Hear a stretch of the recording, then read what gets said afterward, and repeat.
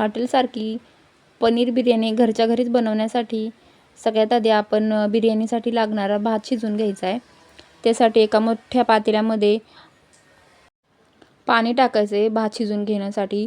नंतर तेल, मीठ, जिरे, लवंग, मिरी, चक्रफूल आणि दालचिनी टाकून घ्यायचे. बासमती तांदूळ टाकायचा आहे. अर्धा किलो बासमती तांदूळ घेतला इथं मी आणि 2 वाट्याचा प्रमाणामध्ये घेतलेला आहे. भात शिजला की मग तो काढून घ्यायचा आहे आपल्याला. 90% भात शिजवून घेतला इथं मी आणि मग तो चाळणीवरती ठेवला आहे पाणी गाळून घेण्यासाठी. तर एका कढईमध्ये तेल गरम करायला ठेवायचे. तेल तापलं की बारीक चिरलेला कांदा टाकायचा आहे आपल्याला फ्राय होण्यासाठी. नंतर एका वाटीमध्ये बारीक चिरलेलं पनीर घ्यायचं आहे. क्यूबच्या आकारामध्ये पनीर चिरून घ्यायचं आहे. त्याला मिरची पावडर आणि हळद लावायची आहे आणि मॅरिनेट होण्यासाठी ठेवायचं आहे. कांदा फ्राय झाला की मग त्याच तेलात आपल्याला पनीर फ्राय करायला टाकायचं आहे. पनीर फक्त 1 मिनिट फ्राय करायचं आहे आपल्याला. नंतर त्याच तेलामध्ये आपल्याला हिरव्या मिरच्या टाकायच्यात. 3 हिरव्या मिरच्या घेतल्या तिथं मी उभ्या चिरून, मध्ये 2 भाग केले त्याचे फक्त. आणि कांदा टाकला आहे परत परतायला. ग्रेव्हीसाठी आलं लसणाची पेस्ट टाकलेली आहे. आलं लसणाची पेस्ट टाकल्यानंतर कांदा थोडासा मऊ पडेल.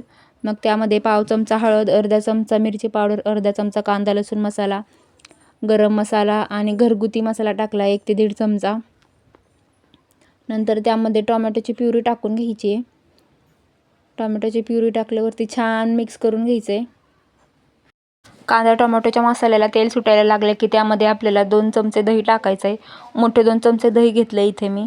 दही टाकल्यानंतर पुन्हा एकदा सगळं काही मिक्स करून घ्यायचं आहे. दही टाकलेल्यावरती मग भाजीला तेल छान सुटेल आणि मग फ्राय केलेलं पनीर टाकायचं आहे. थोडीशी अजून कोथिंबीर पुदिना टाकायचा आहे आणि अर्धा चमचा मीठ टाकून घ्यायचं आहे, कारण भात शिजवताना पण आपण मीठ टाकलेलं आहे. ग्रेव्ही तयार झाली आहे. आता आपण ती काढून घेऊ.